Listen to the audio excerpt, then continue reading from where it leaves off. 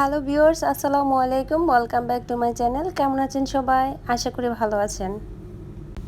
আবারও ফিরে এলাম আপনাদের জন্য নতুন একটি ভিডিও নিয়ে। এই ভিডিওতে আজকে আমি আপনাদের সাথে শেয়ার করব চট্টগ্রামের ঐতিহ্যবাহী গরু মাংসের কালাভুনা রেসিপিটি। কালাভুনা মানে কি? কালাভুনা মানে কালাভুনাই। এটা কোনো পোড়া বা ভাজা মাংস না।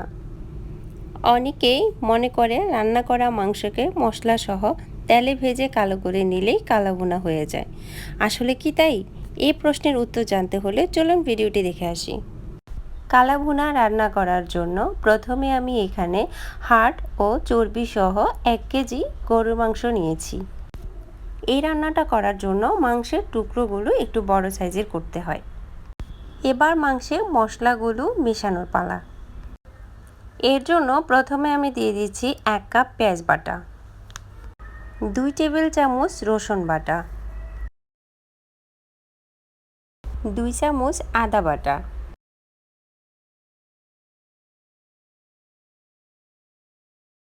1 কাপ টমেটো বাটা,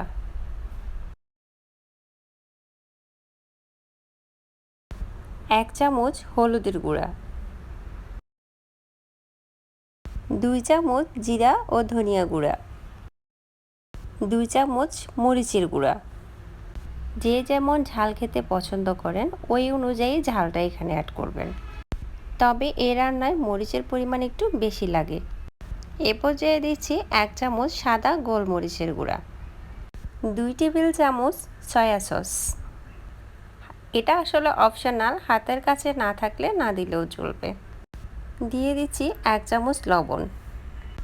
যদি সয়া সস অ্যাড করে থাকেন এই রান্নায় তাহলে লবণটা একটু বুঝিয়ে দেবেন, কারণ সয়া সসে লবণ থাকে। এখন দিচ্ছি 1 কাপ টক দই। দিয়ে দিচ্ছি আগে থেকে ভেজে রাখা পেঁয়াজের বেরেস্তা।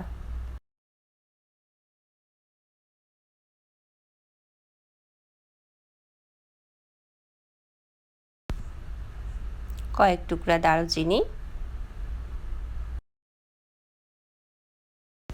কয়েক পিস লং, কয়েকটা এলাচ, 2টা তেজপাতা এবং দিয়ে দিচ্ছি 1 কাপ সরিষার তেল। এই রান্নাটা করার জন্য সরিষার তেল খুবই গুরুত্বপূর্ণ ভূমিকা পালন করে। এবার মাংসের সাথে মশলাগুলোকে খুব ভালো করে মিশিয়ে নিতে হবে।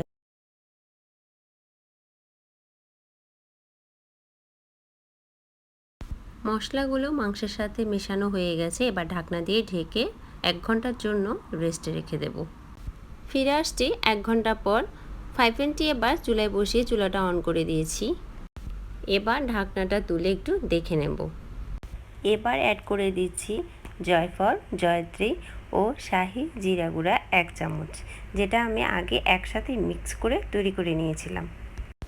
আপনারা চাইলে এই মিশ্রণটি রেস্টে রাখার আগে মশলার সাথে মিশিয়ে নিতে পারেন। এই পর্যায়ে মশলাটাকে মাংসের সাথে একটা চামচের সাহায্যে ভালোভাবে মিশিয়ে নিচ্ছি।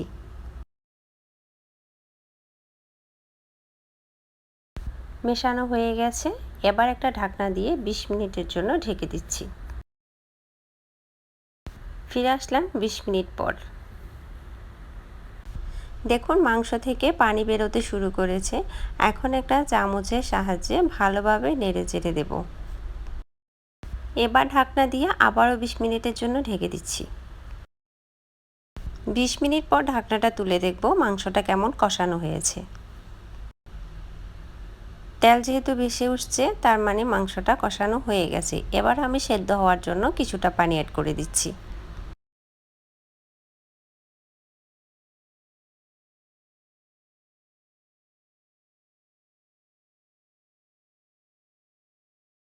এবার ঢাকনা দিয়ে ঢেকে মাংসটাকে সেদ্ধ করে নেব। এ পর্যায়ে ঢাকনাটা তুলে মাংসটা একটু দেখে নিচ্ছি।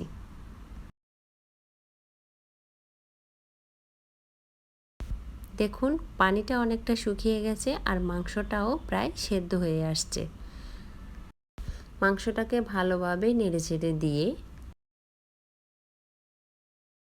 আবারও ঢাকনা দিয়ে ঢেকে রাখবো মাংসটা ভালো মতো সিদ্ধ হয়ে আসা পর্যন্ত। এবার ঢাকনা তুলে দেখে নেব মাংসটা সিদ্ধ হয়েছে কিনা। তো দেখুন আমার মাংসটা পারফেক্টলি সিদ্ধ হয়ে গেছে। চুলার আঁচ একদম লো মিডিয়ামে রেখে ঢাকনা দিয়ে আবারও ঢেকে দিচ্ছি। পাশের চুলায় একটা ফ্রাই প্যান বসিয়ে তেল ভাগার দেওয়ার জন্য দিয়ে দিচ্ছি 1 কাপ পরিমাণ সরিষার তেল। দিয়ে দিচ্ছি বড় করে কেটে রাখা 1 কাপ পেঁয়াজ।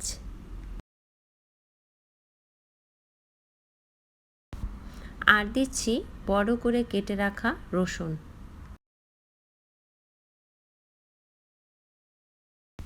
ও আস্ত শুকনা মরিচ।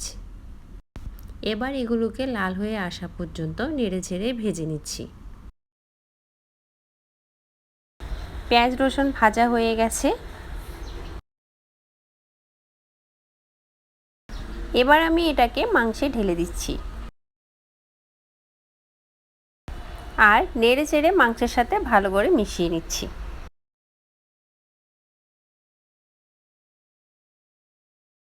এখন অ্যাড করে দিচ্ছি কাঁচামরিচ। এই রান্নাটায় ঝালের পরিমাণ একটু বেশিই লাগে। আর আপনারা যারা ঝাল বেশি পছন্দ করেন না তারা নিজেদের পছন্দ মতো ঝালটা অ্যাডজাস্ট করে নেবেন। এবার আমি এটাকে লো আঁচে রেখে আরও 15 মিনিটের মতো ভেজে নেব, কালা ভুনার কালারটা আসা পর্যন্ত। তো দেখুন মাংসের সুন্দর একটা কালার এসছে। আর এখন চুলাটা অফ করে দিয়ে মাংসটাকে আমি নামিয়ে নেব। অনেকেই এই রান্নাটা করতে পারেন, যারা পারেন তাদেরকে ওয়েলকাম জানাচ্ছি, আর যারা পারেন না তারা আমার রেসিপিটি ফলো করে একবার হলো ট্রাই করবেন, ইনশাল্লাহ ভালো লাগবে।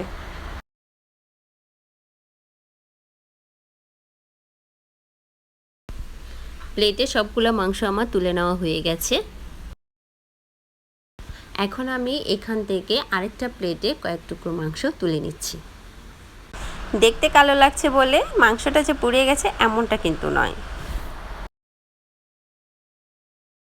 মাংসটা সেদ্ধ হওয়ার পর কতটা সফট হয়েছে এটা দেখানোর জন্য আমি কাঁটা চামচের সাহায্যে একটা মাংসের টুকরো ছিঁড়ে দেখাচ্ছি।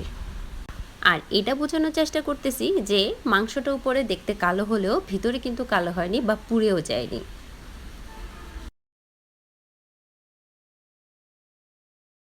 চলুন আরেকটু ভালো করে দেখিয়ে দিই। এই জন্য আমি একটা টিস্যু পেপার নিয়েছি। এবার মশলা সহ এক টুকরা মাংস নিয়ে নিচ্ছি। দেখুন মশলাগুলো কিন্তু পুড়ে যায়নি, যদি পুড়ে যেত টিস্যু পেপারটা কিন্তু কালো হয়ে যেত। আর মাংসটাকেও একটু ভেঙে দেখাচ্ছি, দেখুন ভিতরে কতটা সুন্দর রয়েছে। মাংসটা সেদ্ধ হওয়ার পর এতটাই সফট হয়েছে যে হাতের একটু ছোঁয়াতে কিন্তু ছিঁড়ে যাচ্ছে। গরম ভাত, পোলাও, লুচি, পরোটা আর রুটির সাথে গরম গরম খেতে জাস্ট অসাধারণ লাগে। আশা করছি কালা ভুনা মানে কি সেটা আমি ভালোভাবে বোঝাতে পেরেছি এই ভিডিওটার মাধ্যমে। Thanks for watching my video. For more updates, subscribe to my channel, like and comment আর শেয়ার করতে ভুলবেন না যেন। আল্লাহ হাফেজ।